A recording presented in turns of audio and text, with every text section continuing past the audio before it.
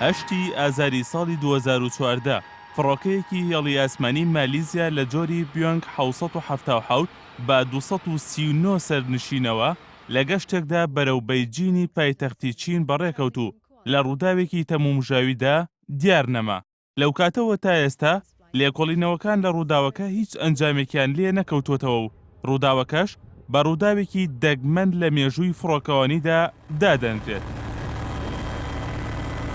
ساڵێک دوای ونبوونی فڕۆکەکە حکومەتی مالیزیا ڕایگەیاند هێشتا گەشببینن بەوەی هەڵمەتەکانی گەڕان بە دوای پەیکەری فڕۆکەکە ئەنجامێکی لێ بکەوێتەوە و پێیان وایە لە چەند مانگی داهاتوودا دەتوانن پەیکەری فڕۆکەکە بدۆزنەوە.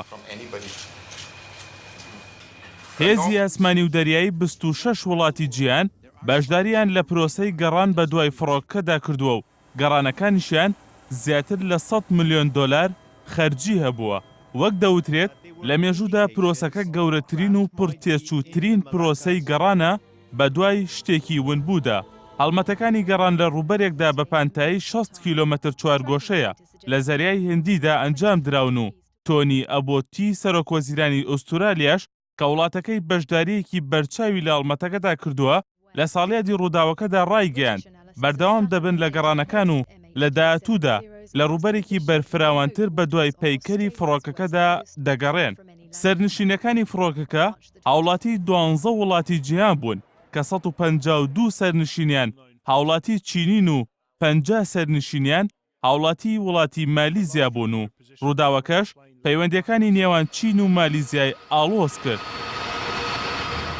بەرپرسانی حکومەتی مالیزیا هەر لە سەرەتاوە زانیاری جۆراوجۆر و دژبەیەکیان لەبارەی ڕووداوەکە بڵاو کردەوە و ئەمەش ئەو گومانەی لای هاوڵاتیانی مالیزیا و کە سوبکاری قوربانیان دروست کرد کە حکومەتی مالیزیا ڕازگۆ نییە و ڕاستیەکانی شاردۆتەوە. ساڵی 2014 ساڵێکی خراپ بوو بۆ هێڵی ئاسمانی مالیزیا و جگە لەم ڕووداوە دوو فڕۆکەی دیکەی هێڵی ئاسمانی مالیزیا کەوتە خوارەوە کە لە ڕووداوێکیاندا فڕۆکەیەکی مالیزی بە 290 سەرنشینەوە لە ئاسمانی ئۆکرانیا خرایە خوارەوە و رووسیا و هێزە چەکدارەکانی ئۆپۆزسیۆنی ئۆکرانیا تۆمەتبار کران بە خستنە خوارەوەی فڕۆکەکە.